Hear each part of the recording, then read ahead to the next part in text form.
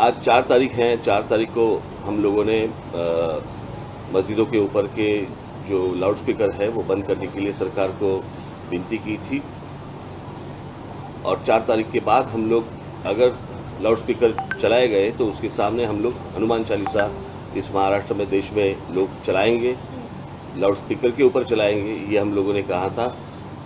उसके हिसाब से अगर महाराष्ट्र में आज का मुझे जो समझ आया है, जो सुबह मुझे बताया गया, उसके हिसाब से कुछ 1400 या 1500 कुछ मस्जिदें हैं और उसके ऊपर से 135 मस्जिदों के ऊपर सुबह 5 बजे के पहले जो सुप्रीम कोर्ट ने जो बताया वो नियम तोड़कर 135 मस्जिदों के ऊपर सुबह अजान लगाई गई लाउड स्पीकर के ऊपर। मैं पूछ रहा हूं महाराष्ट्र की पुलिस को, इन 135 मस्जिदों के ऊपर आप कौन सी कार्रवाई करने वाले हैं?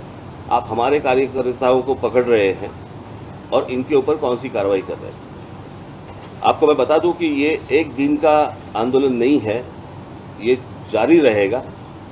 और इसके बाद भी जहां जहां पे ये जो सुप्रीम कोर्ट ने डेसिबल का जो नियम बताया है, मैंने आपको बताया कि सुप्रीम कोर्ट ने जो बताया है कि 45 से 55 तक डेसिबल होना चाहिए लाउड स्पीकर का।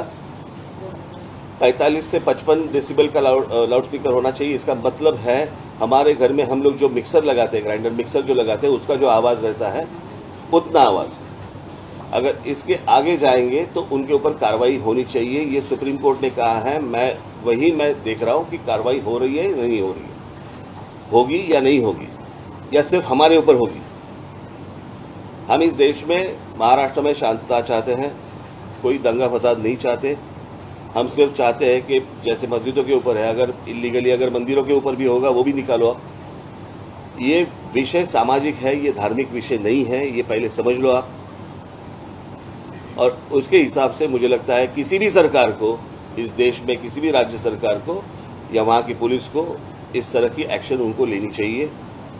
अगर आप सुप्रीम कोर्ट का अगर आप कंटेम्प्ट ऑफ कोर्ट कर रहे हो तो सुप्रीम कोर्ट इसके आगे क्या करने वाली है ये भी मुझे देखना है।